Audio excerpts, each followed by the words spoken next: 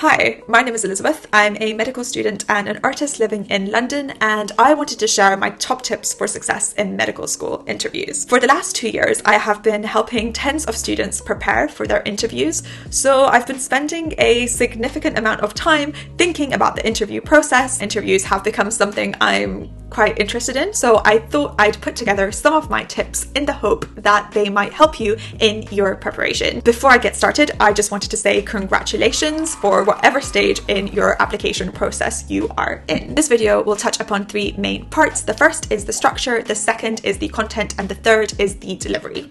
I would ask that you think of the interviewer as an individual, someone with a limited attention span who wants to go on their lunch break, who has probably watched 5 people interview before you, and therefore you want to be very, very kind to their patience and very, very kind to their attention.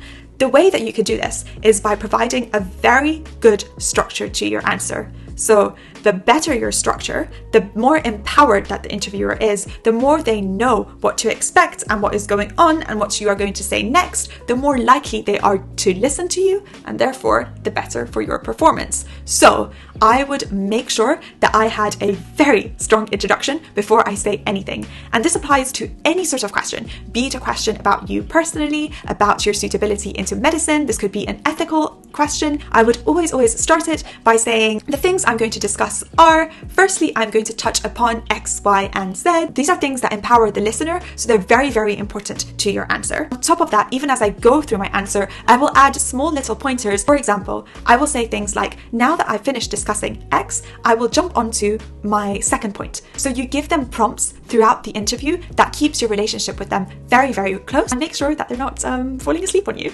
Now, regarding content, the first point is something that I have definitely made mistakes on in the past, and this is not answering the question directly. Now, it sometimes happens that because the question is a bit unclear to you, or is something that you're perhaps not too comfortable with, or you don't really know how to approach, you might slightly change it. And this may be intentional, or it might even be completely unintentional. So you change the question itself, you create a new question, which is hopefully quite similar to that, and you answer that. Now, this is not ideal because you are not giving them exactly what they were asking for, so you are highly unlikely to get full marks on the station or to get full marks regarding this point. My advice would be to make sure that before I start thinking or saying the answer out loud, that I'm actually answering exactly what they wanted. So I would identify what the main point of their question is first and make sure that my overall conclusion does address that. Now, some questions may seem quite vague, or you might genuinely not understand them. What I would recommend in this case is to ask the interviewer to repeat the question perhaps, or to clarify what they mean exactly before you start your answer. My second point regarding content is to make sure that you are presenting both sides of an argument. This will make you seem well-rounded, mature, intelligent, knowledgeable. It brings only positive things to your answer, especially when it comes to ethical questions or when it comes to considerations about your behavior or someone else's behavior or how you feel about certain things. I would always bring both sides of the argument into your answer. But there may be cases where you fully disagree with the other side. You don't like the counter argument.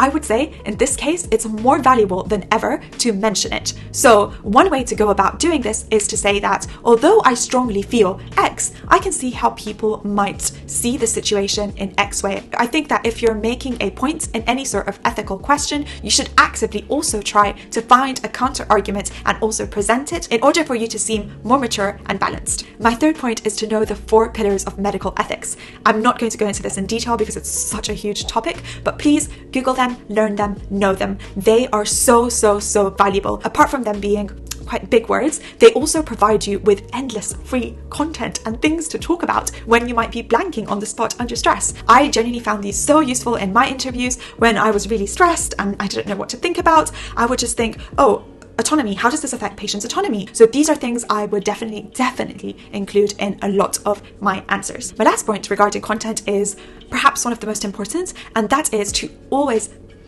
put the patient first.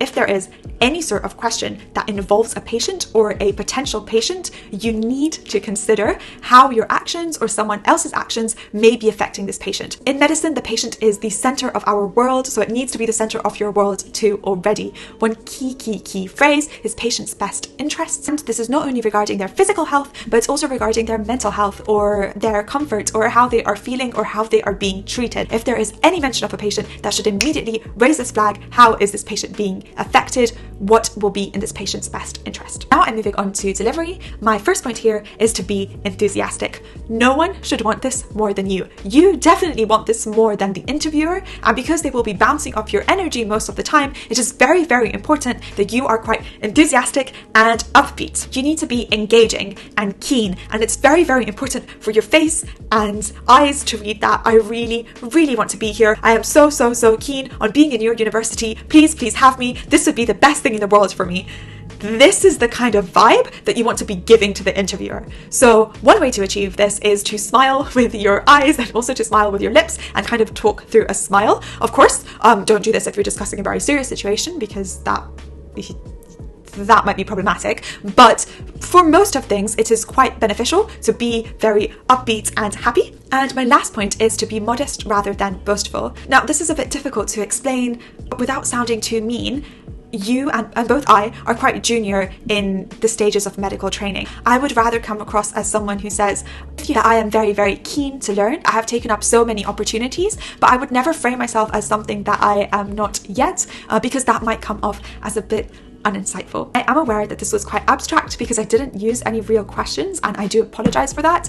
I might consider making some other videos where I go into things in a bit more depth and show you some good and bad examples of interview questions. So yeah, let me know if that's something that you are interested in. And as always, thank you so much for watching if you made it to this part, and be kind to yourself and others and don't believe everything you think. Thank you. Bye.